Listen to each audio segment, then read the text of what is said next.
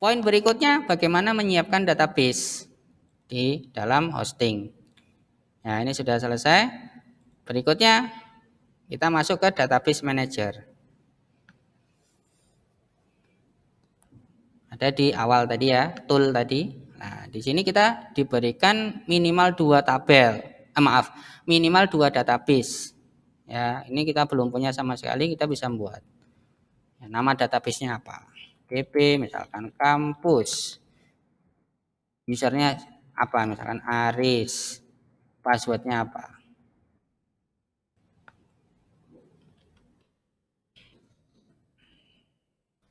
Ya, kita tampilkan ya biar kita tampilkan dulu 1 2 3 4 1 2 3 4 misalkan ya passwordnya. Mau nggak ini? Nggak mau ya. So password the field is too short, terlalu pendek. Misalkan passwordnya apa? Kampus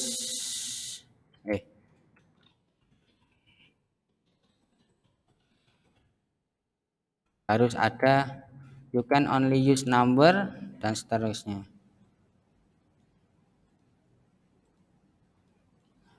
Passwordnya subhanallah 1 2 3. Enggak, S-nya besar.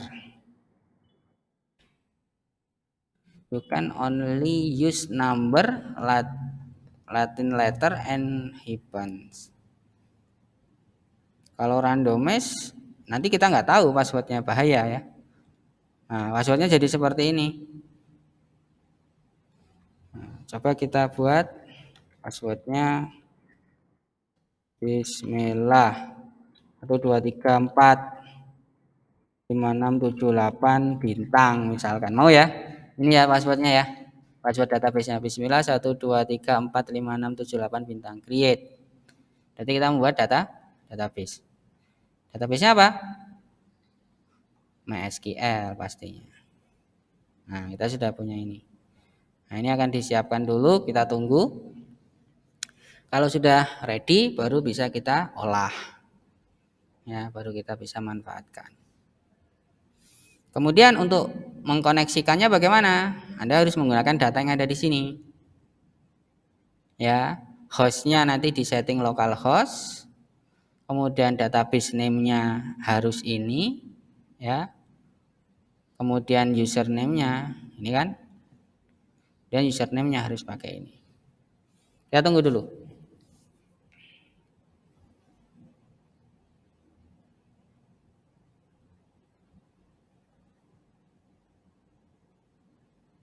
Nah, kalau sudah selesai ini bisa di manage. Nah, masuk ke PHP My Admin atau mau diganti passwordnya atau mau dihapus databasenya. Kita akan punya cadangan satu yang masih bisa dibuat lagi ya. Masih free satu. Masuk ke PHP My Admin.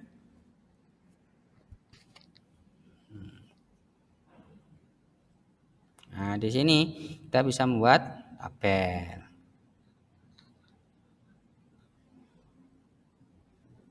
Nah, kita bisa membuat tabel di sini. Create tabel, misalkan nama tabelnya apa? TB user. Ada berapa kolom? Misalkan saya buat 3 kolom. Nah, misalkan kolom pertama nama user. Tipenya adalah varchar, panjangnya misalkan 50. Defaultnya saya definisikan defaultnya tidak ada ya misalkan. Kemudian password varchar panjangnya 100 ya, defaultnya juga tidak ada. Tidak boleh nol ya ini ya. Dia harus ada isinya nanti. Kemudian status STS user, ini tipenya adalah bisa milih itu enum ya, enum A, P, aktif sama apa pasif misalkan ya. Kemudian defaultnya aktif ya, coba kita shift.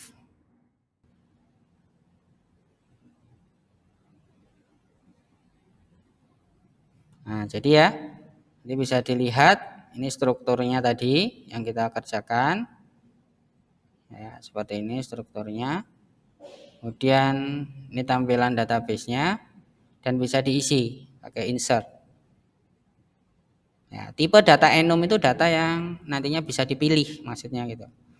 Misalnya nama usernya pakai email mastermed2000@gmail.com misalkan. Passwordnya itu 2341234. Nanti password ini bisa diganti dengan MD5.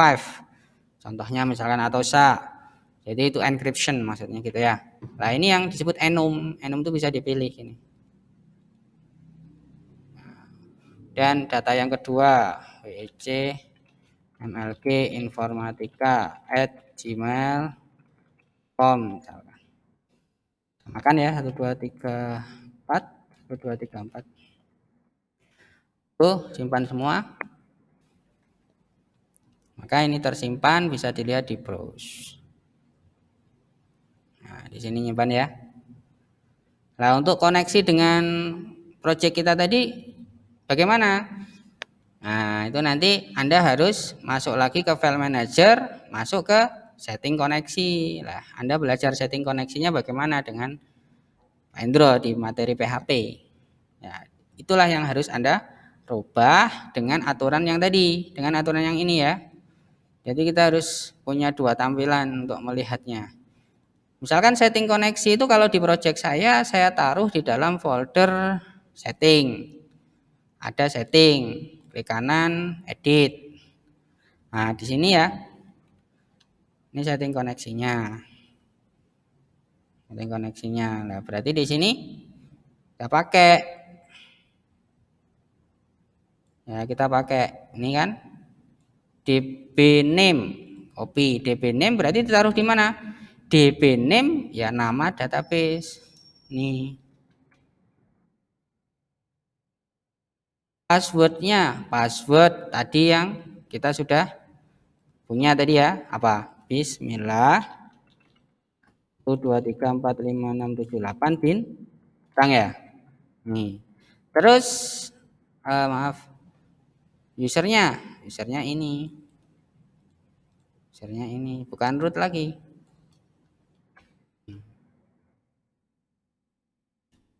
Hostnya bagaimana? Hostnya kan db host, localhost, tetap ya? Tetap. Nah, ini setting koneksi saya di project saya. Lah Anda belajar setting koneksinya dengan Pak Indro, caranya seperti apa? Lah di lokasi itulah yang diganti nantinya. Kalau sudah ini disimpan, save. Nah, ini bisa dites. Nah, ngetesnya lewat mana? Ngetesnya lewat jendela yang menggunakan koneksi itu nantinya. Ya, misalkan di file tadi sendiri ya bisa ya. Kita atik sedikit ya untuk pembuktian koneksi. Nah, misalkan ini sudah ada pembuktian koneksi ya. Pembuktian koneksi maksudnya jalan atau tidak di sini. Langsung saja saya panggil halaman setting.php. Setting.php. Projectnya saya close ya tadi.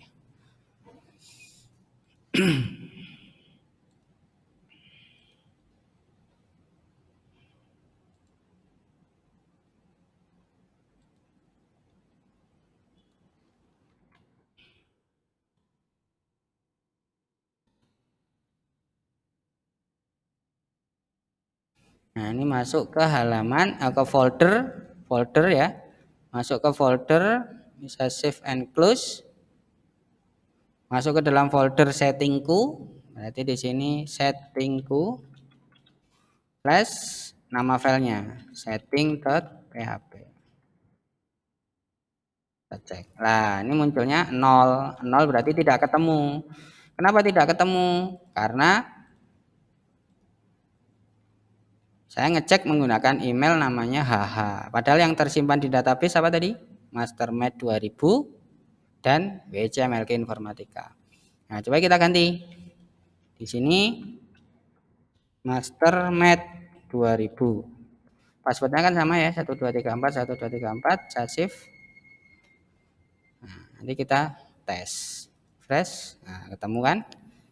Ini berarti koneksi dengan database yang berada di server itu juga sukses. Nah, kalau sudah bisa seperti ini, nanti bisa gunakan untuk tambah data, edit data, hapus data. Tinggal menambah-nambah script yang dibutuhkan.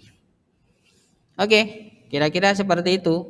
Bagaimana cara melakukan setting hosting. Karena kita menggunakan hosting gratis, ini kita sudah dapat domain. Ya, domain itu berarti alamat untuk memanggil project. Alamatnya seperti ini alamat dasarnya. Tapi kalau kita menggunakan domain yang berbayar, kalau kita menggunakan hosting yang berbayar, belum tentu punya fasilitas domain langsung. Jadi domainnya ya harus beli sendiri, hostingnya juga harus beli sendiri. Itu kalau berbayar malahan. Tetapi ada jaminan apa? Servisnya lebih banyak, lebih lengkap. Ya, kecepatan internetnya juga lebih stabil. Kalau yang gratisan sewaktu-waktu dihapus untuk pembersihan data dari pihak penyedia layanan, Anda nggak boleh jengkel, ya, karena gratisan. Oke, itu materi saya hari ini. Assalamualaikum warahmatullahi wabarakatuh.